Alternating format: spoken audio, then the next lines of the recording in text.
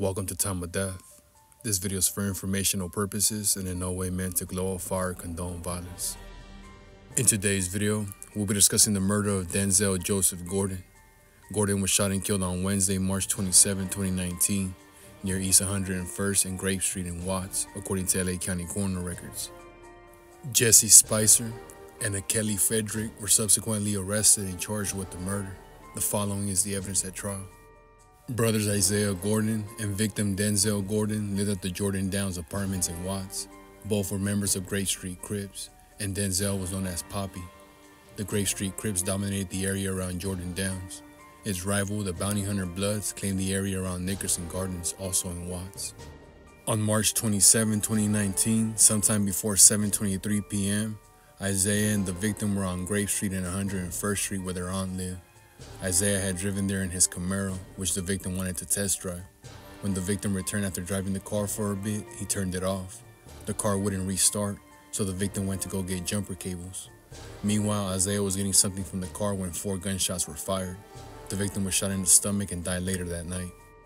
Not long after the victim was shot, and about 2 miles away, Donald Neal and his friend Dante Myers were in the area of 104th and Broadway at about 7:50 p.m. While sitting in Neal's parked Camaro, Neal heard a gunshot.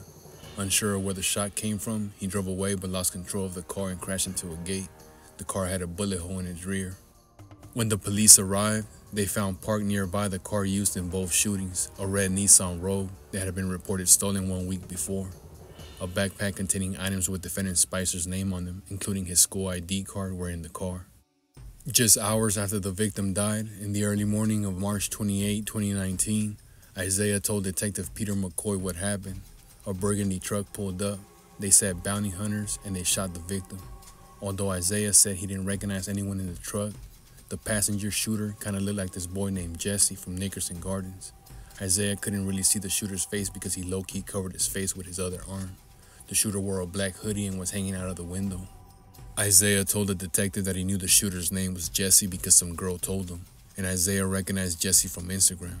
According to Isaiah, Jesse used to date this girl named Raja from the projects, and she and Jesse would post videos that Isaiah had seen. Isaiah also said he told a friend he knew it was Jesse, and his friend found Jesse's picture on Instagram, which he showed to Isaiah.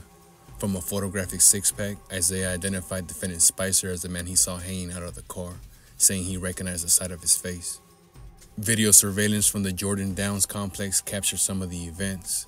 The video shows a red or burgundy vehicle slow with its passenger wearing a black sweatshirt hanging out of the window when the victim was shot. The vehicle then turned onto another street with the passenger still hanging out of the window. Cartridge casings recovered from the victim and Neal's crime scenes were fired from the same gun, likely a Glock-type firearm.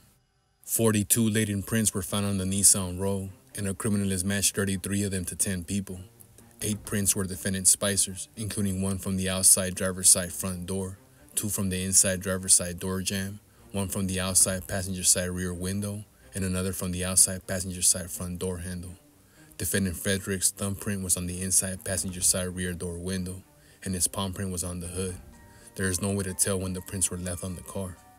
Around the times the victim was murdered and Neal was shot at, cell phones linked to defendants Spicer and Frederick were in the general area of the crime scenes. After he was arrested, defendant Spicer was placed in a jail cell with a confidential informant pursuant to a Perkins operation. As explained to the jury, a Perkins operation is when an arrestee and a confidential informant are placed in a cell in the hopes that a conversation between them will elicit facts relevant to the investigation. Here, the Perkins operation was audio and video recorded, and while it was happening, Detective McCoy was surreptitiously watching through video monitors. The confidential informant began by asking where defendant Spicer was from, and defendant answered bounty hunters. Soon thereafter, Detective McCoy went to the cell and told defendant he was there because Poppy got killed. The detective left, saying he would return. Under the guise of going to an interview, the confidential informant was removed from the cell so that Detective McCoy could tell him to drop the name of defendant Spicer's cousin, Twyman Samaki, whose nickname was Mock. On returning to the cell, the confidential informant told defendant that law enforcement had Mock in custody. Spicer said Mock was his cousin, but that Mock didn't know anything about what happened because Mock wasn't there. The confidential informant said that the police were asking for names, and Mock was saying names, but quote, "I don't know what your cousin's name that went with you." Defendant Spicer responded, Red, a Kelly, his first cousin. Following the trial, the jury found defendants Spicer and Frederick guilty of first-degree murder and attempted murder. On February 17, 2021, Spicer was sentenced to 40 years to life in prison.